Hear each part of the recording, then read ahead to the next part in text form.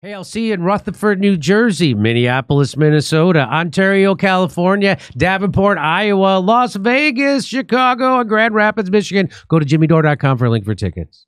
And we have a special guest with us today. Neil Oliver is a Scottish archaeologist, historian, broadcaster, and writer. He's perhaps best known for the award-winning documentary series Coast, as well as his two critically acclaimed landmark BBC history series, A History of Scotland and A History of Ancient Britain.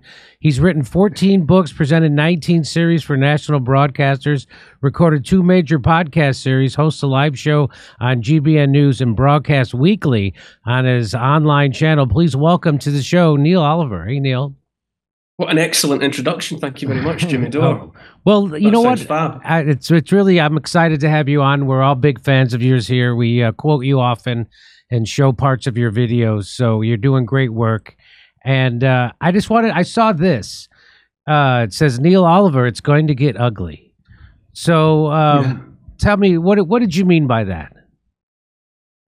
I think to try and be positive and looking to maybe not today, maybe not tomorrow, but sooner eventually.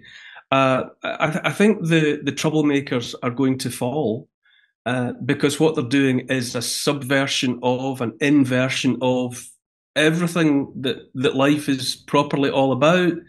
It's an anti-human agenda. It subverts natural law apart from anything else. And on account of that, they will fall over. But when I say it's going to get ugly, it's a predatory animal, like a wounded tiger, and before it falls for the last time, it will lash out. And I would predict whatever a false flag event or events, I would predict that things will get more spectacular. There will be trouble ahead and ugliness. But it's part of a kind of a necessary process. I don't know. It's like the pain of childbirth. Maybe maybe we've all got to go through this pain until we get to the good part. So who are the troublemakers in your view? Well, I would say I subscribe to the notion that there's a move to centralized power.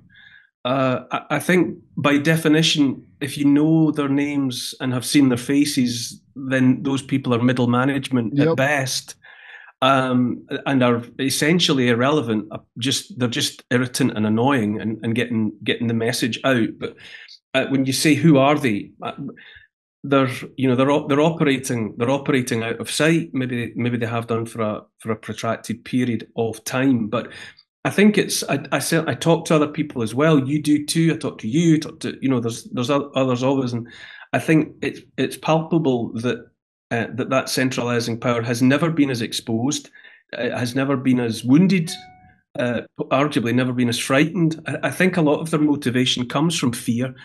I think what's being done, this attempt to take control of every aspect of everybody's lives and stop people moving around and stop people having freedom to speak and think.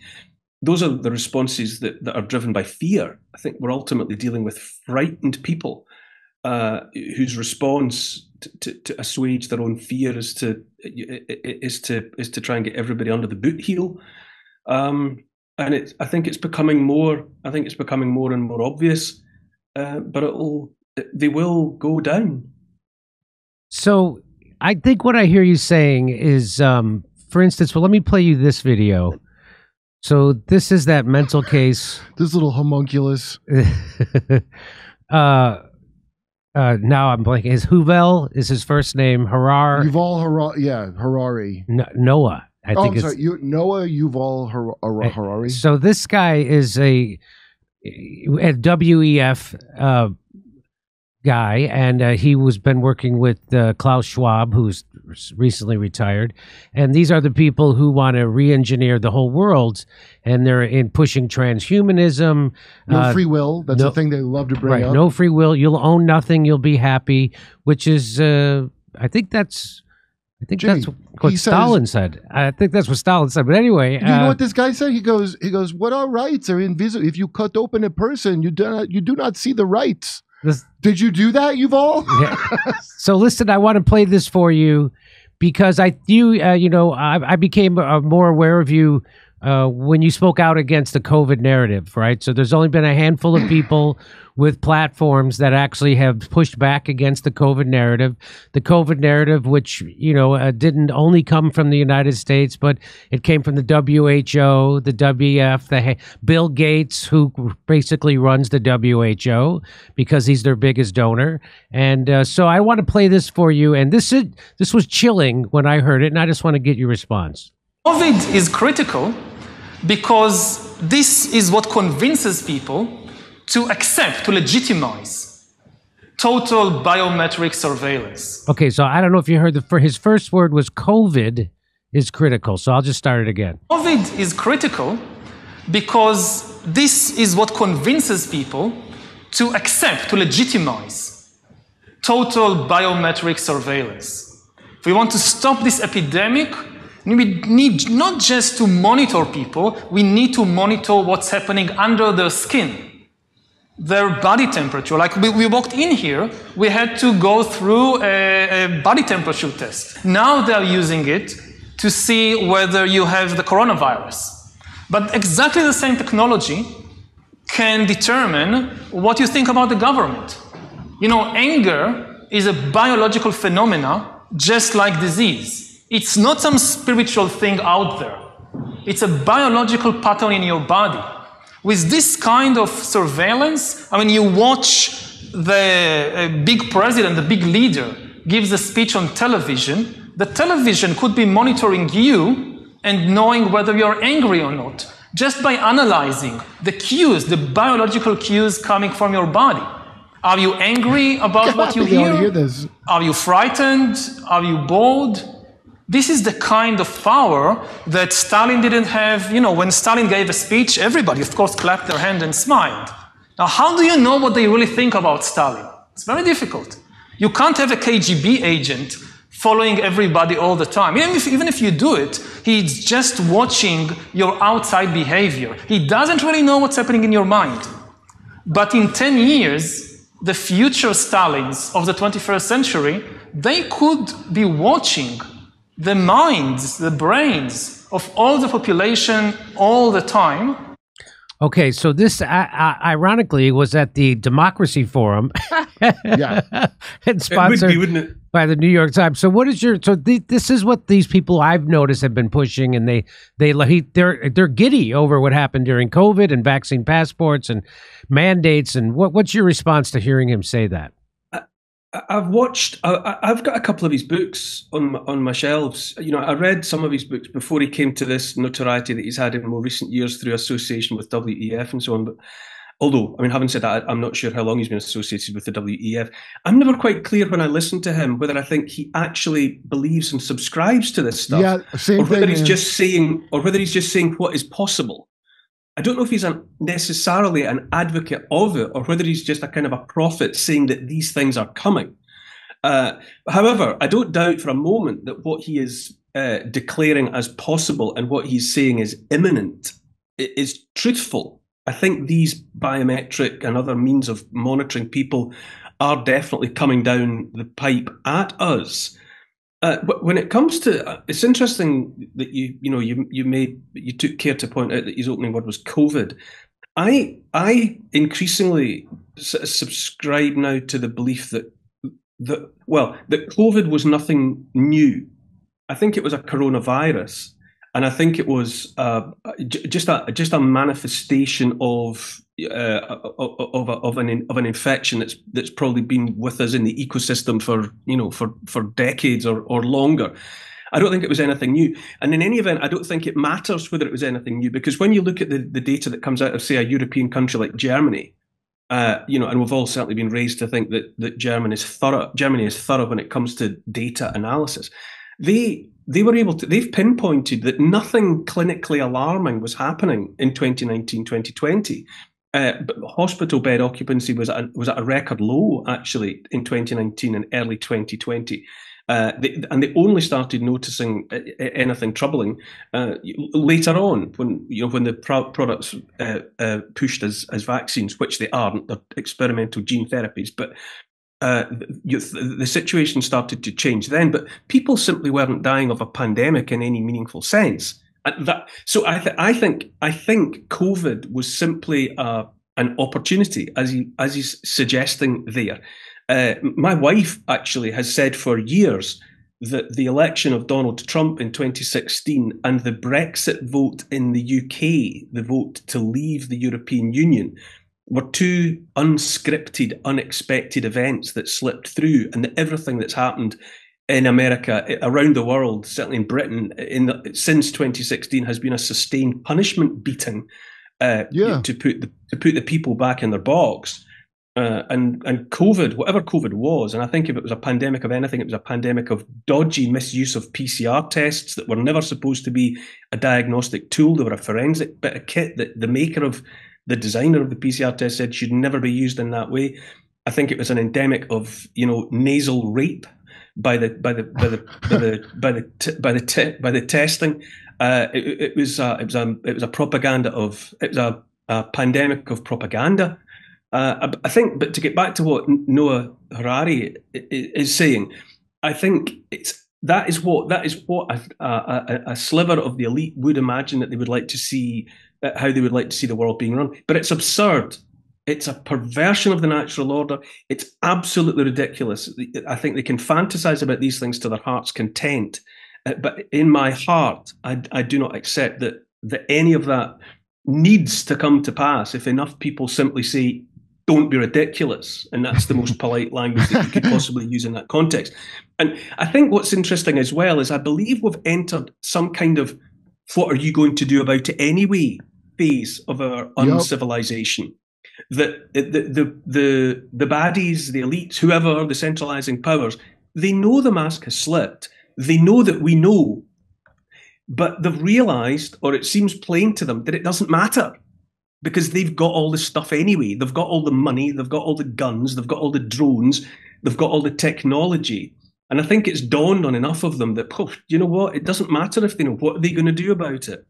But I think the reality is it does matter. And it's very, very simple in essence that when 8 billion people are aware, and you only need a small percentage, a tiny percentage of that 8 billion people to just say no and mean it, and to declare that the future that's being envisioned by these people and whatever Harari is, whether he's a prophet or a spokesman or whether he's warning us, I don't know, but it doesn't have to be like that.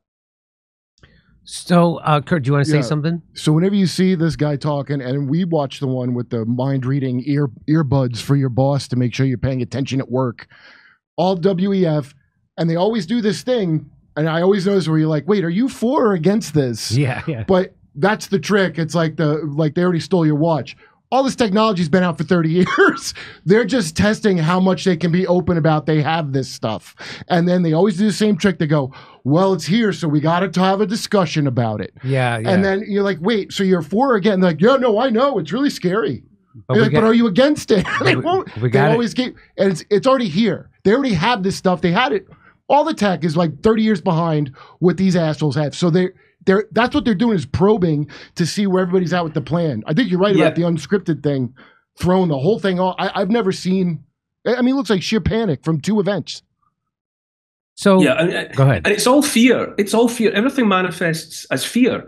Our headlines are full again, but here in the UK, predicting one frightening event after another. And the daddy of all fears, obviously, is nuclear Armageddon, and they're dangling that over everybody's heads at the moment. But I don't buy it because these people want to continue with their cosseted special lives, and they're not going to ever unleash anything that's been gain of function made lethal, because they're ultimately breathing the same air, and so are their children and their grandchildren. Neither are they going to have global Armageddon, because they don't want their windows broken and their cars scratched. It's all just about pushing terror. It's very easy to frighten people. That's been made abundantly clear in the last 4 years alone. But this is a generational thing. You can always frighten people.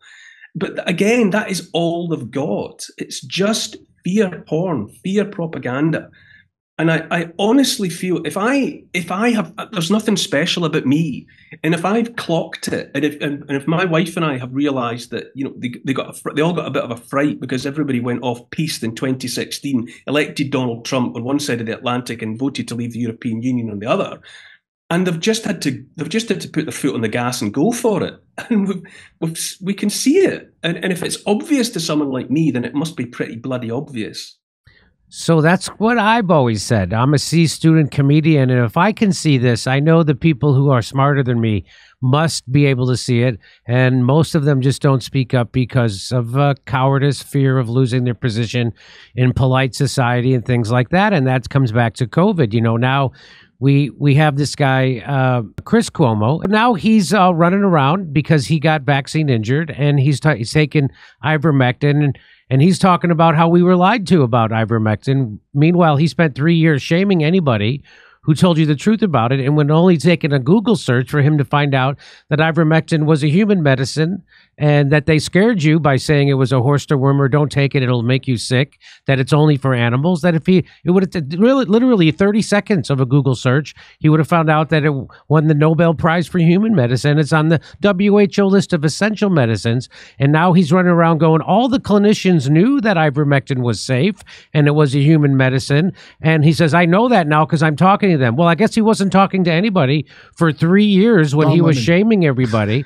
And so now you know, what do you make of those people, right? Does it take somebody to get vaccine injured to come tell the truth? And now they're trying to absolve all their past sins, and the people who aren't trying to absolve their past sins are trying to memory hole them, like, oh, COVID's over, let's move on. Yeah. What do you have to say about that? Yeah, memory holding is right. Absolutely, one of the most sinister aspects to this, and the thing that has me most enraged at the moment, is the number of the people that were pushing it, that were cheerleaders for it, that were instigators of it, that helped to choreograph it and led it on and did all the shaming and the ridiculing and the name calling and all of the rest of it. And they think that it's already time that we've all forgotten. I find, as you say, with someone like Chris Cuomo, who seems to think that nobody kept receipts, that nobody kept recordings of things that were said just a couple of years ago.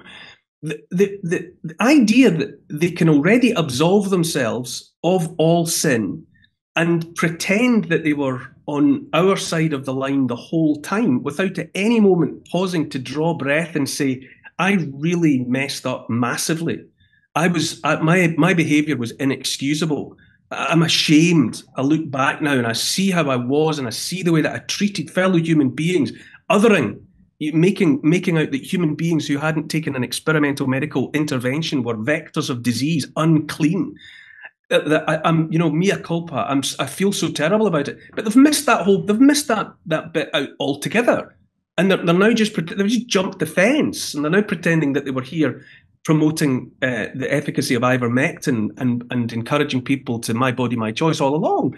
That's the sinister bit. It's how quickly they think that everyone has forgotten. And maybe I think many people who took the products, and many people did it to keep their jobs, and because they were genuinely frightened, and because they really thought that they were doing the right thing, and because they had been persuaded that it was the right thing for their communities and all of the rest of it. And now those people. Now, I think so many of those people just can't believe that they did it, which is understandable.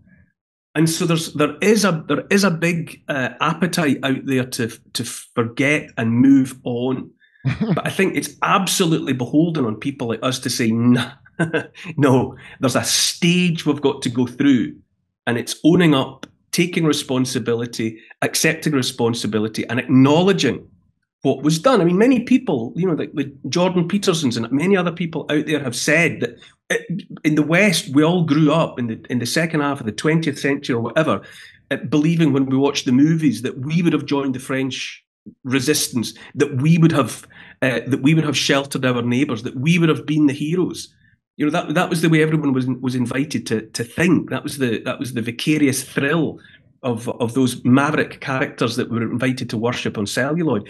But the COVID experience showed so many people that actually, when the single choice of their generation came down the line at them, they were Gestapo. they were ready to don the uniform and kick the doors in. And I think that's an incredibly difficult realization for people. That when the choice was finally there, when we were being sorted, when that sorting of people was going on, so many people went the wrong way.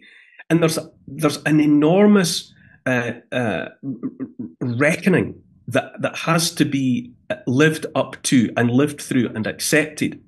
And unless and until that happens, people like me are going to keep on banging on and saying, no, we were there. It's all on record, what you did, what you said. And the extent to which COVID was simply used as a tool to open a door to bring in this technological revolution, which leads to a digital archipelago. We can see it. It's plain. It's evident and clear. And as long as it's incumbent upon enough of us, because it doesn't take everyone. It's incumbent that there just be enough of us that say, no, we remember exactly what happened, who said what, and the consequences that need to apply. Well, Dr. Fauci, who was the biggest pusher of all the propaganda around masks and the vaccines and mandates and 6 foot social distancing and locking down schools and shutting businesses and masking children and toddlers. And he was the biggest one screaming about that always. He's now being questioned in front of Congress today in the United States, finally, in 2024, June. And you have Democrats who are running cover for him as if it's some kind of partisan attack against him. And they've made it political in the United States. I don't know what it's like in Scotland, but they made anybody who questioned the establishment narrative or questioned the science that they were being told was the science, which is how science works. You question it. And if you can't question it, it's not science. That's religion. And so what all those people, I don't know if it was like that in Scotland. If you question it, you were considered a right-wing conspiracy theorist, crazy. Is that what happened? By now, Jimmy, I mean, 4 years in, because for me, it started with COVID. I started for the first time really in my life. Well, I mean, I spoke out about COVID, but then I've spoken out about everything else since. I've spoken out about the Ukraine war. I've spoken out about what's happening in Gaza. I've spoken out about the climate hoax. I'm away out where the buses don't go, and I have been, I've been called everything. I've been an aluminium hat-wearing crank. I've been an anti-vaxxer. I've been a granny killer. I've been a Putin apologist. I've been I've been anti-Semitic. I've had everything labelled at me. But to be quite frank, 4 years in, if you're not being abused in that way, or if you haven't been the subject of that kind of flack, then you're not in the fight. You're not in the game. It's a badge of honour to be treated in this way. And it's worth remembering anyway that no good deed goes unpunished. That's just a fact of life that predates all of this. People are in a hurry to forgive themselves and to forgive each other for the sins that were committed. But what will never be forgotten and will never be forgotten, what will never be forgotten and will never be forgiven, are the people who were just right. They called it right. That'll never be forgiven. That's unforgivable. Having been right about this stuff. And as I say, no good deed goes unpunished. It's extra bad. If you're complicit in the general crime, and you go, well, we forgive each other. Yeah, I'll forgive myself. Will you forgive yourself? Yes, I'll forgive you. You forgive me. And let's all move on. But those characters over there that called it right and asked the right questions, we'll get them later. We'll let the dust settle, but we've got their names and addresses. I mean, that's what it feels like. Well, that's how trauma-based mind control works. Yeah, you'll never be forgiven for being right. Well, I'm so happy to hear you say that, because I realized that when I would bring on comedian friends of mine who were pro-mandate, pro-masking, pro-lockdown, all the propaganda, people who do shows that are called Exposing Government Secrets, came on and just didn't care about the secrets, didn't question, and they came on and they were 100,000% wrong, and they wanted workers to get fired for not taking mandated experimental therapy and all kinds of stuff like that. And what I had said, I realized it's like, I can forgive them for being wrong, but they will never forgive me for being right. And that's exactly what's happened. No one has ever come back to me and said, hey, you know what? I was wrong about that. You were right. I'm sorry. No, they still call me a right winger. They still, all the names, the conspiracy theorists, the racists, the anti-Semitic, and all that stuff. Have you encountered Vera Sharif in your travels so far? An older lady. She was with her mother when she was about 4 or 5 years old. She and her mother ended up in a concentration camp. The Jewish mother and daughter, and they survived the camp. And Vera Sharav has lived most of her life in the USA. She's at least in her 80s now. I brought her onto my show on GB News because she had brought out a documentary called Never Again Is Now, a 5-part documentary series, where she was pointing out the fact that she was with great pain in her heart, was watching tactics that she had seen used against the Jewish populations in the 1930s and elsewhere in Europe. She'd watched some of it surfacing again, this othering of people on the grounds of, being unclean, being vectors of disease, being liable to infect, and therefore being the sort of people who should be shunned. And she was saying that, these are the warning signs. You can't allow this. This is the on-ramp to a motorway that goes to a very dark place. Vera Sharav has been convicted of being a Holocaust denier in, I think, Bavaria. But she is a in absentia, in absence. She is convicted of denying the Holocaust. Now, she is a survivor of the camps. And I had her on, and I spoke to her, just for a few minutes, really, and we talked about our documentary series. And it was in the aftermath of talking like that I too was labelled as anti-Semitic at that point. Now, that's upside down through the looking glass Alice in Wonderland world. That's I don't know where to begin to process being perceived in that way by some parts of the mainstream media. It's so ludicrous. It's a magical curse now. I daren't look at it because you think that's so absurd. That's so ridiculous that even to dignify that with a response would be difficult to process. But you're absolutely right. Your friends, they will not. I've had hatchet jobs done on me in the national press by people who were friends of mine years ago. They suddenly appeared out of nowhere. Hadn't spoken to them in a long, long time, but they come on to deliver hatchet jobs about if I'd known what he was like when I met him at the time, I would have crossed the street to avoid him. All of that has gone on, and it will never be the case. You can be as wrong as you like, and then there's a mutual forgiveness goes on. But if you were right, that's unforgivable. So I know how they're in a hurry to memory hole it. They tried to say COVID's over. That's yesterday. Who cares? I think we need to have a South African truth and reconciliation kind of happening, and it seems like it's starting right now with Fauci today in Congress. I don't know if you saw any of those videos. Yeah. I have a few I'll play later, but would you, I don't know. I haven't been to Scotland. I was just in Europe. We didn't go to Scotland, but everywhere I went, I went to Sweden, I went to Amsterdam, I went to Berlin, we went to Denmark, London. Everywhere we went, people felt exactly the way we do here in the United States. They were tired of being lied to by the media. They were tired of being gaslit. They were desperate for the truth. And they were, people they would look at me with tears in their eyes and say, thank you for standing up. And, I didn't think that would happen in Europe. But so let me ask you what it's like in Scotland. Is it the same? Is it the same big riff, left, right, for against? What's it like there? Well, there is a split. There was a split then at the time between those who were going along with it and those who were just variations on holding up their hands and saying, "I've got a couple of questions. Is that okay?" And all points left and right of there. We say here now that there's a uniparty. There's a general election coming up. Yes. Next in July. Most of us are talking about the fact that it's a uniparty, that what used to be the Labour Party, which was socialist, what used to be the Conservative Party, which was conservative, it's now two cheeks of the same arse.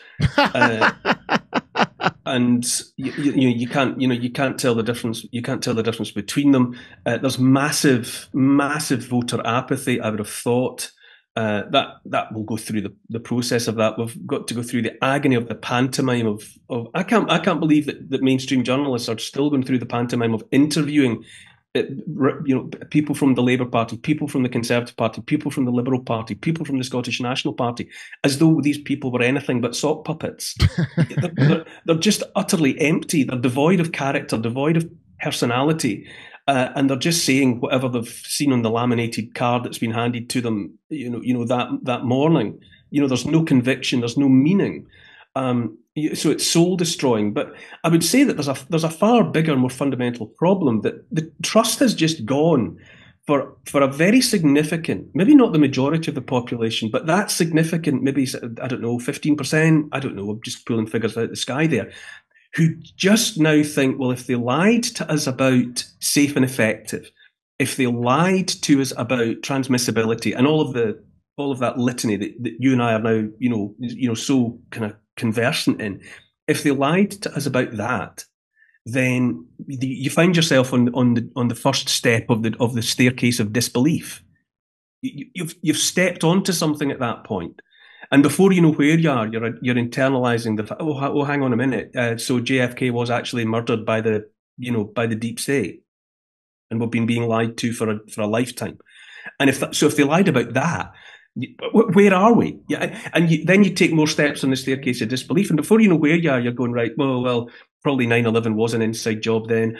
And you don't. And once that trust goes, and once you start looking around at the world around you, which you had taken as real, as three-dimensional, and now it's all just clapperboard and a dodgy set, and it's all starting to fall over, and you think, what can I believe in? What can I actually trust?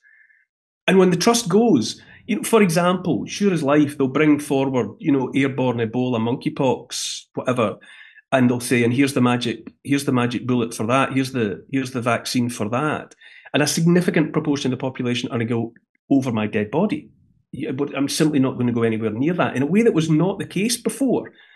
And so I think we're living through a very interesting time in that way, amongst many ways that are making all of this very interesting. There's a measurable percentage of the population now that just completely distrust authority. Completely distrust authority. I just wait until a politician's lips are moving, and then I know he's lying. And that is I think once you go through that transition, once that happens to you, there's no way back. You've crossed the Rubicon at that point. Well, what does it bother me? But why do we have a memory hole? I remember this word memory hole came out. I don't know. It's from 1984. Is that what it was? Orwell, yeah. Yeah, but why do we have that in real life? A memory hole? I thought that was history. No, he's predicting what would come, and it came. So now there's a trauma, right? Yeah. You get traumatized. They burn that, and then they go, remember to forget, and you go to the next trauma. Yes. And it sounds exactly like MK Ultra, but on a nationwide scale. The extent to which the world's governments are using 1984 as an instruction manual is overwhelming. It's supposed to be a warning. And the whole idea of the forever war, so you had the three states of Oceania, East Asia, and Eurasia, and everyone was, if you were in, and that's what, and so when we watched that bizarre, I'll never forget watching that 98-year-old SS bona fide Nazi. And he was introduced as someone who, and let's give him a big round of applause, because Mr. Hunka fought the Russians in World War II. Yeah. And you go, just point of order, I'm pretty sure Canada was allied with Russia during World War II. Let's just tidy that up. But it was exactly what happened in 1984, that people were told, no. If we're angry with Russia now, that means we've always been angry with Russia. Oh, yeah. Always been angry with Russia. Oh, but weren't we once on the same side as Russia? Oh, be quiet. Forget that, and that's where the memory holing comes in. You've got to, you can, and the double speak. You know it, and you don't say it, and all of that, and the extent. I don't know what George Orwell was drinking, but he hung out with those people. He hung out in those groups, and that's what he was warning about. The people in those groups, from those Cecil Rhodes roundtable people. Yeah, and he did somehow see the future, and it was supposed to be a dire prophecy of what might happen. An army boot crushing down on a human face forever was supposed to be the warning, and now it's become some people's stated objective. So I've noticed a lot of similarities, not just what's happening in the United States, but what's happening across the pond in the UK as well. I think it's happened in France. So there's there's an open border here in the United States. Everyone pretty much acknowledges now. Not only is there an open border, but we've covered stories where the administration, Joe Biden's administration, is flying in plane full of illegal immigrants, and they call them undocumented. And then they will go to these cities and they'll give them credit cards for $1,000 a month to go live.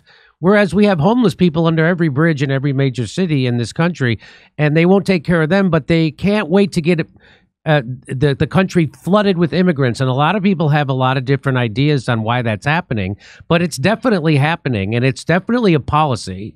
And one for sure reason is to suppress the wages of workers. There's no doubt that's another reason in the United States is because people aren't joining the military anymore, and so they're promising them citizenship if they join the military. So that's too. That, by the way, that's the way Rome fell. But so is it similar in the UK?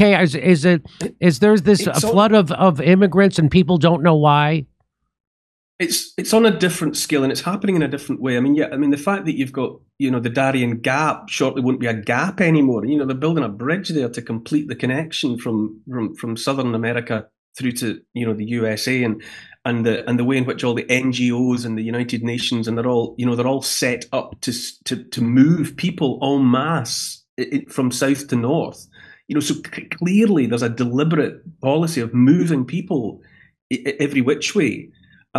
What's happening in the United Kingdom is that we've got the English Channel that had always been celebrated as a kind of a castle moat that kept out Napoleon and it kept out Hitler and everybody else, and now it's just a free for all, and the little boats come every day when the weather's good, and they're picked up by the Royal National Lifeboat Institution and by Border Patrol, and they're brought into the southern ports, and then they're distributed out into the wider terrain, and they're given help, and they're given money, and they're given accommodation, and they're put up in hotels, and so on and so on. So it's analogous. It's not exactly the same, and also, I mean, it's the population of Britain has been more altered, I think, in the last 20 years demographically than is comparable with any other country on earth.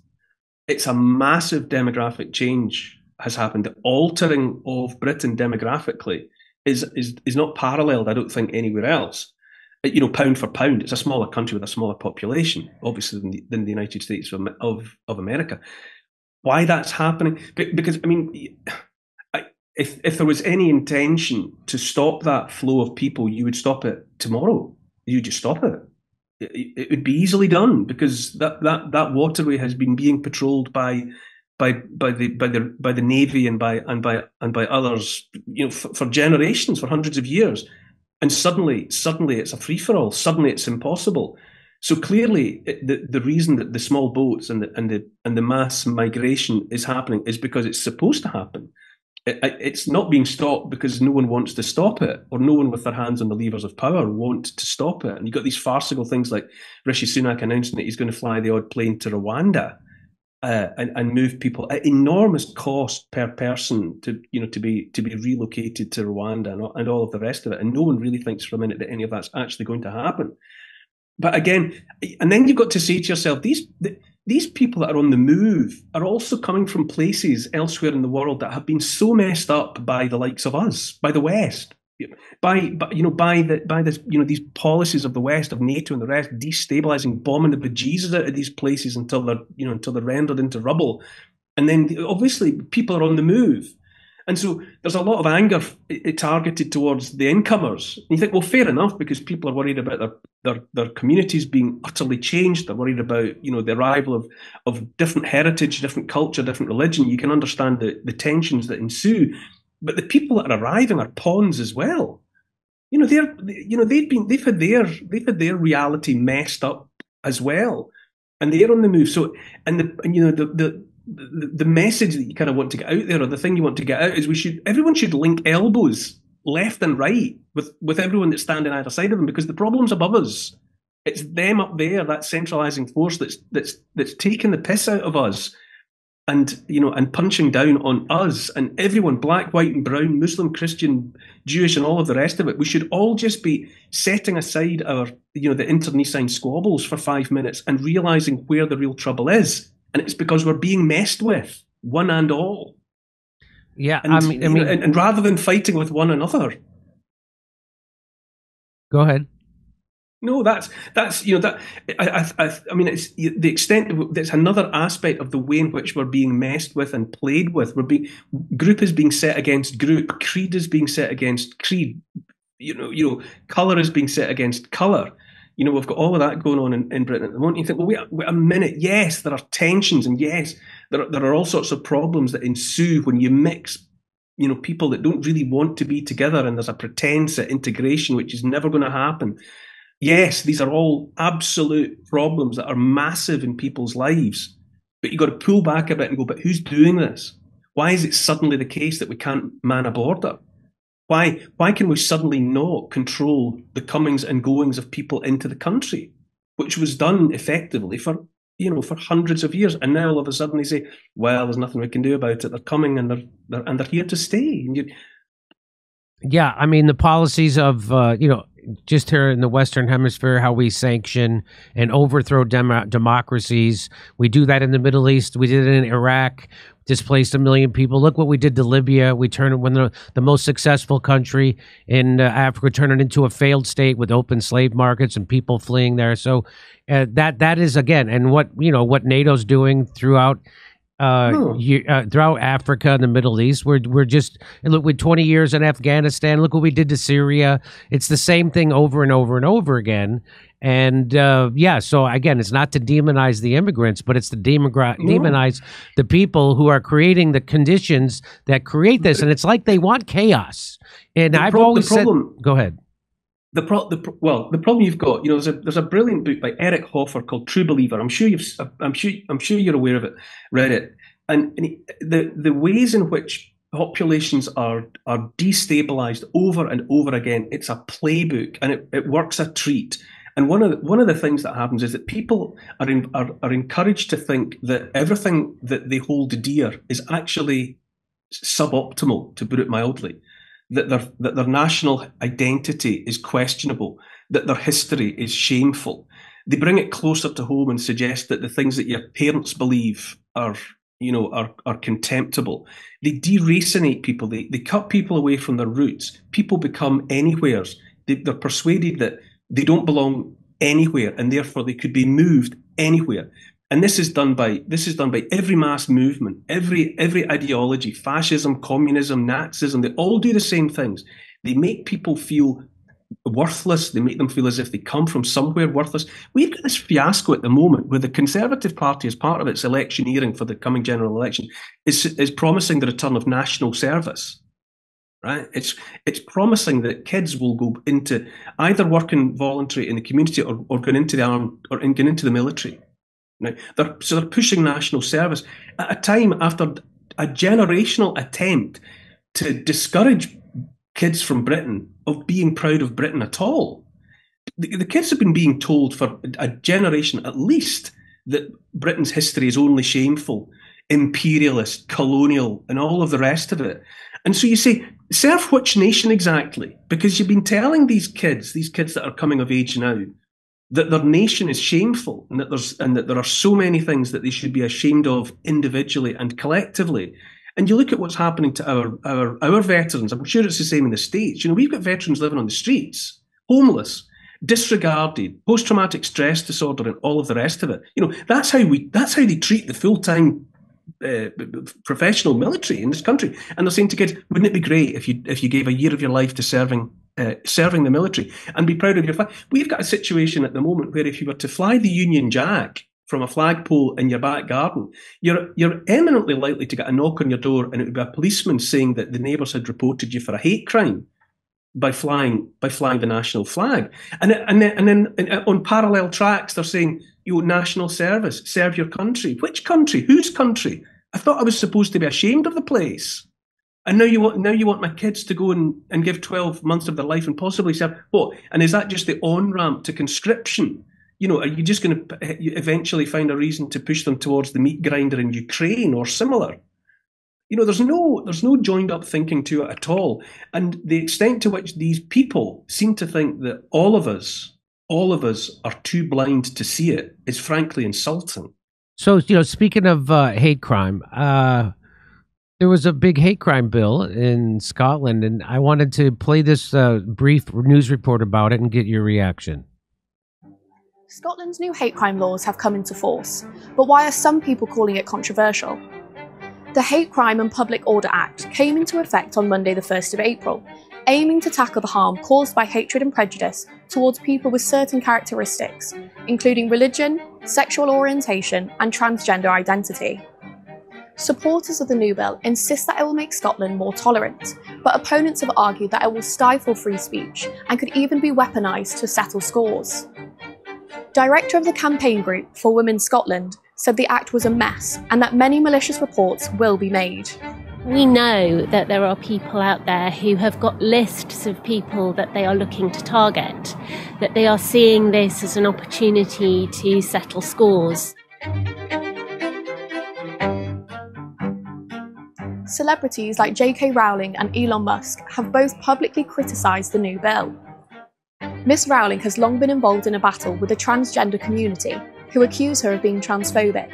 The author denies this accusation, saying she wants to defend women's rights. Miss Rowling put out a series of comments on X about transgender women, including double rapist Isla Bryson, who was jailed for 8 years last year for raping 2 women. Bryson, who was born Adam Graham and living as a man at the time of the attacks, was initially housed in an all-female jail before the decision received backlash. J.K. Rowling has dared police to arrest her after criticising the new hate crime laws. Prime Minister Rishi Sunak has also defended J.K. Rowling, saying people should not be criminalised for stating simple facts on biology. We're not going to do anything like that here in England. We should not be criminalising people saying common sense things about biological sex. Clearly that isn't right. We have a proud tradition of free speech, and I think it just shows, whether it's the SNP or the Labour, these are the wrong set of priorities for the country. I'm focused on delivering on the things that really matter. Holyrood Minister Siobhan Brown has said that some people could be investigated by police if they misgender someone online. First Minister Humza Yousaf has defended the legislation, saying there has been a rising tide of hatred against people because of their protected characteristics in recent years. I believe that the new offences that have been created, they will be policed in again a very similar way, policed sensibly. And of course, the police deal with vexatious complaints on probably a daily basis, and therefore will undoubtedly, if there are vexatious complaints, be able to deal with that in a way that again is sensible. This bill is about protecting people against a rising tide of hatred we see far too prevalent in our society nowadays. Mr. Yousaf has repeatedly said that disinformation is being spread about this new bill and what it entails, but there is no doubt that some people expect it to be weaponised. So what is your response to the new hate crime bill? Is it as bad as it seems to me here, that exactly what they're predicting, that these people are now going to go after people for having different opinions, telling their truth about gender and sex, and they're going to make everything is seen through a racial prism? Well, what's your response to it, Neil? Well, the beauty of it was, first of all, it was brought into statute on April Fool's Day, which was a nice comedy touch. It's also important to point out that the legislation was already there on the statute books to go after people for whatever, for being offensive and abusive and all the rest of it. The legal framework is already there to enable the police to deal with any and all of the kind of things that were being highlighted by Humza Yousaf and others there. It's even the intention that people could be criminalised for things they say in the privacy of their own home. That hypothetically, if there was a family sitting around the dinner table of an evening, and the dad said something that was off colour in some way, I don't know, and a child maybe repeated that at school the next day, my dad says that could come into the hearing of another child or a teacher that would then be reported to the police, and then there would be a knock at your door, and you would find yourself facing potentially criminal charges for what you said and thought behind closed doors, with the curtains drawn in your own house. It's absolutely what was being described. It's an attempt to censor. It's an attempt to silence. It's just yet another lever being pulled to make people adopt the mindset that, you know what, it's just, for a quiet life, I'll just keep my head down and my mouth shut. And as far as humanly possible, I won't let anybody, even inside my own house, know what I think about anything. It's just a dampening down of thought and a dampening down of speech. And it's insidious and it's sinister. And as was foretold in the first week, talk about vexatious complaints. I think the police got something like 10 or 11,000 logged allegations about hate crimes having been committed. And the police were saying, they had said in advance, they said, this is going to be a nightmare for us. And it was then the case that if it continued at that rate, that by the end of the year, the police would be dealing with more allegations of hate crime than all other crimes put together. Everything that was warned by the legal community, by the police, by all sorts of free speech advocates and all of the rest of it, organisations dedicated to ensuring that people are free to go about their business without being pestered by the police every minute of the day. Everyone predicted all of these things, and all of it came to pass. But it came out of the Scottish National Party, devolved administration, who have a long record of bringing in hopeless, ill thought out, vague, amateurish legislation. I mean, that is a political party travelling in a clown car. And by now, the clown car just pulls up, and the doors fall off, and the wheels fall off, and the horn goes wah wah. I mean, they're just not to be taken seriously in any way. Well, it seems to me that this hate crime thing, it's just another attempt to control people, and exactly what you described, make people afraid to speak up. And in the United States, they got rid of habeas corpus, right? So now you don't have a right to a speedy trial or even to know what your charges are, like you're supposed to. If they say you're a terrorist, right?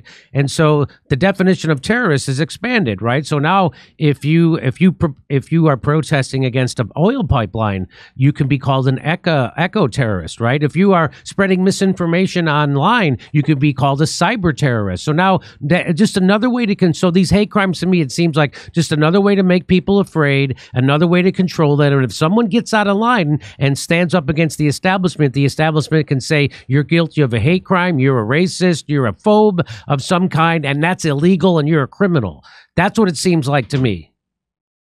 It's a climate of fear. It's this climate of fear. And it's cliched now to say it, but it's Orwellian.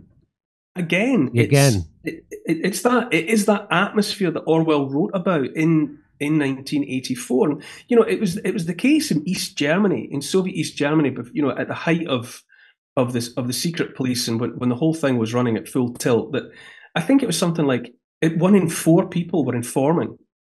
1 in 4. Wow. Which meant that there had to have been an informer in every family. Yeah. Informing on the family as well as anybody else. That was the pitch that it had to reach. Before the whole thing eventually, fell down under its own ridiculous overburden and weight. But they're trying to inculcate this climate of fear and uncertainty. Imagine trying to, in Scotland, which made such a fuss about freedom and Braveheart, William Wallace, and all of the rest of it, and yet the very administration that campaigned for independence for Scotland, and that tried to claim the heritage of William Wallace as being what it stood for, wanting to generate an atmosphere where people were afraid to say what they thought in the privacy of their own homes, and that just by declaring your opposition to something, you became some kind of, as you say, some sort of domestic terrorist. People discriminate. It's in human nature to discriminate. You pick a partner for life. A lot of people do. That's the ultimate act of discrimination. You're saying, I pick this person and I like them better than all the others. I like that one person better than the other 8 billion. I mean, if that's a discriminatory behaviour, you know, and why shouldn't people be able to state their opinion about what they like and what they don't like? That is in the nature of being human and alive. Well, that's what freedom of speech, you know, people has to constantly learn the lesson of what free speech is. You need protection for the speech that people find offensive and outrageous. You don't need protection for speech that everyone agrees with. That's the whole point of free speech, that you get to be offensive, you get to be wrong. It's got to the point now where if I had to make a binary choice between the kind of future that we're being herded towards or an alternative where anybody could say anything, however offensive, however foul, however, you know, whatever, however explicit, anything, I would have to opt to live in that world. And part of the experience of going through the last several years for me is I live with name calling all the time. You know, my timeline on social media and all of the rest of it, I'm called every name under the sun, and I don't do a thing about it. And I hadn't even realised that, and I don't intend to do anything about it. But I get hate crime committed against me more times than I could count. You know, sometimes, you know, multiples in a single day, and it's just water off a duck's back now. And I think, well, yeah, so what? Call me any name you like. I really, you know, I've got better things to do with my time. Well, that's the scary thing is that they are going to criminalize people for telling the truth, just like they did during COVID, right? Just like they do to people who tell the truth about Ukraine war. If you told the truth about COVID on social media, you got censored. And I have to always remind people that you never get in trouble for lying, right? Not real trouble. I mean, look, the reason why Julian Assange is in a prison isn't because he lied. It's because he told the truth. Same thing with Edward Snowden. He can't come back to the United States, not for lying, but for telling the truth. But in the United States, if you lie, like if the people who pushed the Russiagate hoax, which is a complete hoax and was the dumbest conspiracy theory I've ever seen, but people believed it, and the people who pushed it at the top of their lungs get rewarded with $35 million contracts, and the people who told the truth about it and tell the truth about Ukraine and tell the truth about COVID, like Tucker Carlson, they get fired. He didn't get fired for lying. He got fired for telling the truth. And that's what people need to remember. And I have one more video I'd like to show you. I came across this on Twitter, and you tell. So this is the do they call him the minister of Scotland? Is that first minister? First minister. And so I found this to be shocking. He's upset that there's white people in Scotland. Let's watch. 99% of the meetings I go to, I'm the only non-white person in the room. But why are we so surprised when the most senior positions in Scotland are filled almost exclusively by those who are white? Take my portfolio alone. The Lord President, white. The Lord Justice Clerk, white. Every High Court judge, white. The Lord Advocate, white. The Solicitor General, white. The Chief Constable, white. Every Deputy Chief Constable, white. Every Assistant Chief Constable, white. The Head of the Law Society, white. The Head of the Faculty of Advocates, white. Every prison governor, white. And not just justice. The Chief Medical Officer, white. The Chief Nursing Officer, white. The Chief Veterinary Officer, white. The Chief Social Work Advisor, white. Almost every trade union in this country headed by people who are white. In the Scottish Government, every Director General is white. Every chair of every public body is white. That is not good enough. 96% of the Scottish population are white. Later he went to the airport and complained that everything's overpriced. But in the interest of balance, heaven help me, I can't remember his name off the top of my head. This is Humza Yousaf, who, as well as being First Minister, he's no longer. He was at the time or he was until recently the leader of the Scottish National Party. This leader of Scottish Labour is a man of Muslim descent, and he made almost exactly the same speech. It's almost word for word. He got his turn as well. The leader of Scottish Labour, he stood up and said the same litany. So and so's white. So and so's white. So and so's white. You know, Santa Claus's beard is white. The cross on the Scottish flag is white. You know, it was just the most ridiculous. If it was happening in any other context, in any other way, these people would have been dismissed as racists. your feet wouldn't touch the ground. But because of the direction from which it was coming, everyone was just invited to look on at it for the nonsense that it is. But as I say, how could you not have most posts, any jobs in Scotland occupied by Scottish people? Because the 96% of the Scottish population are white people. Isn't that like going to India and complaining everybody's Indian? Imagine going to Beijing. Do that. Imagine going to Beijing and complaining that all the people around you look Chinese, or going to or going to Delhi and saying all of the there seems to be an awful lot of Indian people here. Well, go ahead. I think Disney's going to remake Braveheart, and he's going to play William Wallace, but he's going to have to transition to a woman first, I think. Prince the King, what is his name, Longshanks, he was saying the problem with Scottish, there's too many Scots. And that was Prima Nocta didn't really happen, but that was the thing where the nobles are going to bang your wife before you have her, and that kicks off in the movie. It sounds like that speech. There was a kind of a high watermark with him, I suppose, but it underscores for me the extent to which politics is dead. Politics is dead in your country also. The Republican, Democrat, who cares? And we all know that these people are just corrupted. They're just prey for lobbyists. They're all just on a revolving door of money for this, money for that, and all of the rest of it.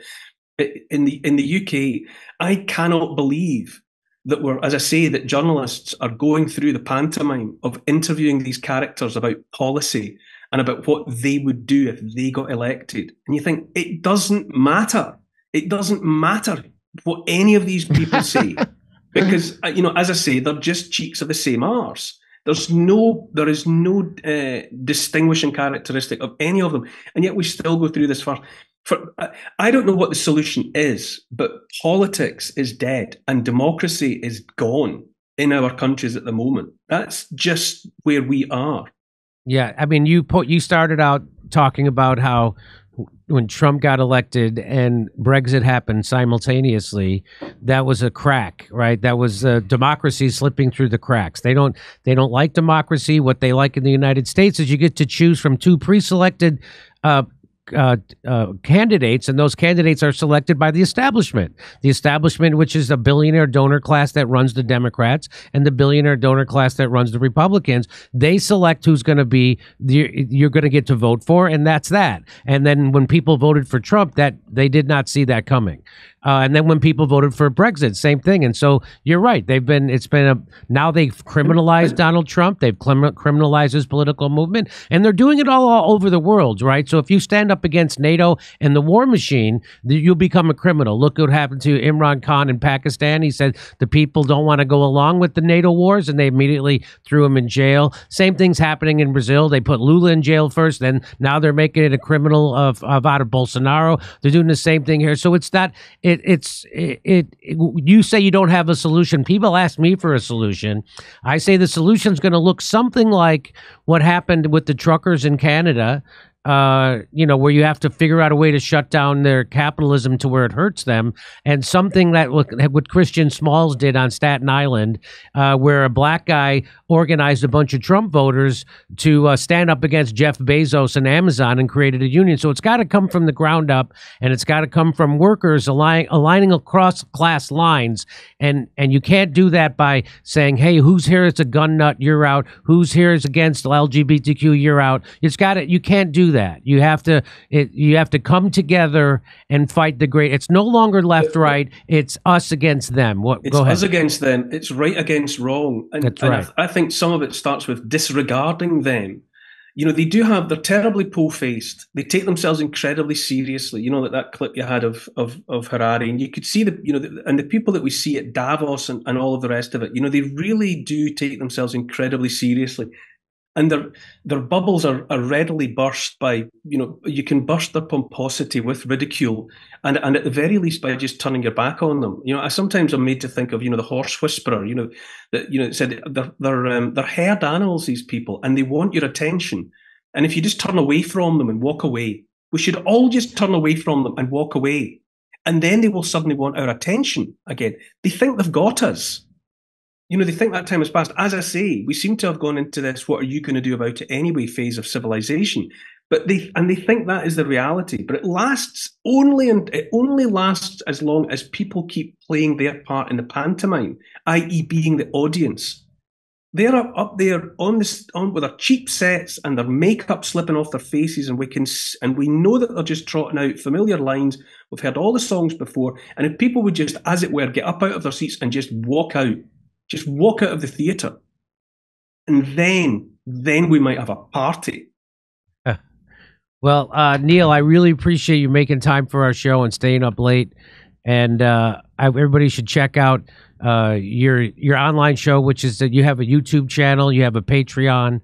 Everybody should subscribe and support your work. You're doing great work. You're a real truth teller and a breath of fresh air. I always enjoy whenever I get to catch your show. So I really appreciate you coming on, and I hope to talk. Tell your wife I said hello, and I hope to see you next time I'm over there in Europe. Please do. Thanks, Jimmy. It's a real pleasure to talk to you. Thanks to the whole team for setting this up. I'll look forward to doing it again sometime. You come see me on tour in Rutherford, New Jersey, Minneapolis, Minnesota, Ontario, California, Las Vegas, Davenport, Iowa, Chicago, Illinois. We're doing a live panel video show, special surprise guests on that show, and Grand Rapids, Michigan. Go to jimmydore.com for a link for tickets, and make sure you go to Jimmy Dore because they don't want to buy it from a second reseller.